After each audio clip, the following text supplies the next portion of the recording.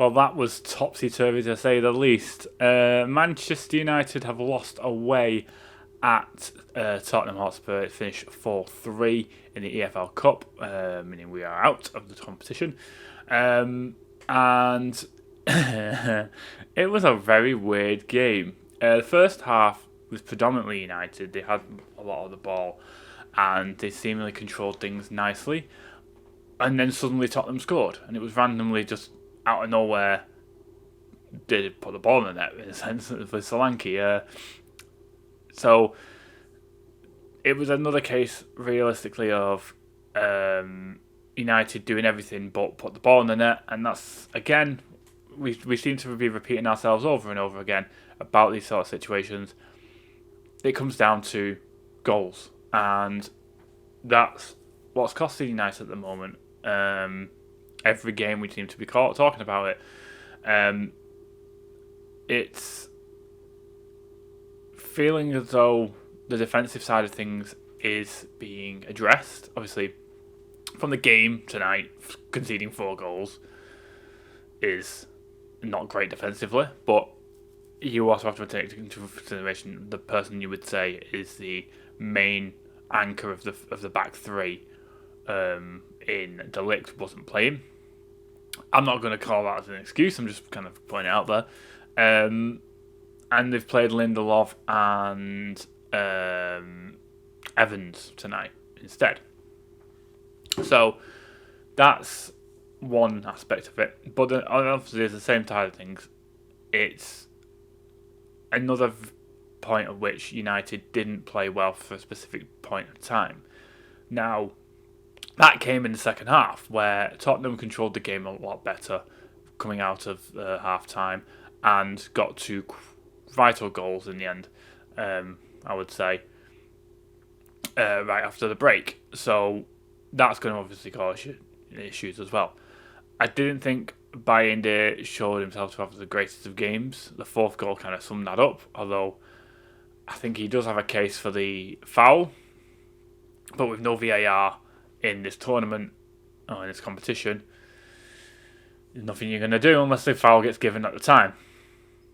And to be fair, from real time and watching it, I didn't think he was fouled. I think he just missed the ball.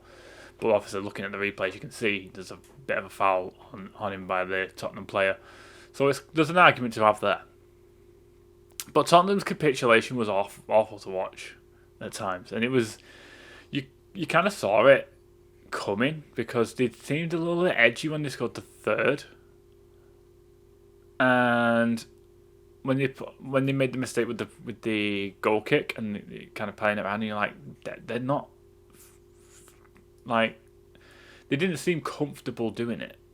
And then obviously Fernandes nicks the ball, gets it to Xerxes and scores, and then from there for a good half an hour, 20 minutes or so, I would say, United looked much the better side. And it's again, the problem with United is not how they're playing per se, it's scoring goals is the main crux of the problem. Now, there have been outliers. Obviously, the main one recently under Ramarim was the Forest game, where there was a number of errors that led to goals, obviously on Onana and Martinez. But other than that, you can't really say that errors have led to goals in a sense with United. It's been goals have not been scored. We had the 2 wins of last week where we came back from losing positions to win, and then obviously being 3-0 down tonight, and then having us get back to 3-2, which, by the way, I'm mad. I will mention that for the second goal. That is one hell of a determined kid to get that, or get something on the end of that kind of pass out from Forster and get it in, and it deflects into the net. The kid is determination personified. He has got the quality, he's got the right attitude, and I'm hoping that persists going forward and that he will become better and better as he progresses, because he is still young and it's good to see.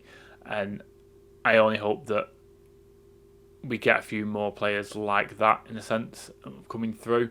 Obviously, you've got the likes of Obi Martin, who we've brought in from Arsenal, who's in the youth setup and seemingly like to rip it up. We've got players in the youth, in the kind of under 21s, under 23s, who are now starting to persistently get time with the first team in training, and also are getting added to squads. So there's definitely players in and around the system that can come into the side, but also you want to see a lot of the players that are in the side at the moment kind of better themselves as well. I'm thinking of the likes of Garnacho and obviously Mainu. I don't think it's as worse in any way, shape or form. I think he kind of took a slight backseat to Ahmad because he's still showing quality as Kobe Mainu, and obviously that midfield role is a lot different to being a winger or an attacking midfielder. So you're going to get less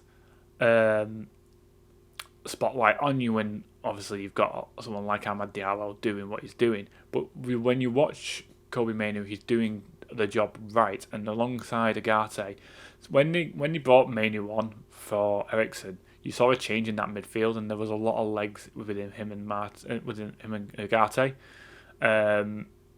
And obviously he brought off Agate later on for Garnacho. And I think that killed things a little bit because Agate and Mainu were running things in that midfield, and I think that was a good thing to see. Maybe that would be the two going forward. Obviously it was. A lot of people did say that would probably be Amarim's two midfielders in the short term basis especially. And I do think that will be the case. But yeah, it was a crazy game. So many goalkeeping errors all over the place. Bayinde for the first one, and then Foster for the two for Tottenham, and then Bayinde for the last one again.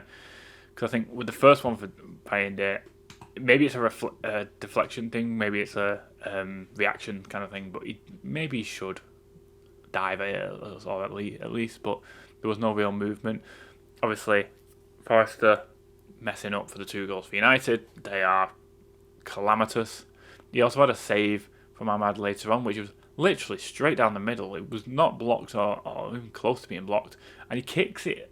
And it's like, if it had been deflected slightly and he had to readjust or something, and he kicks it away, fair enough.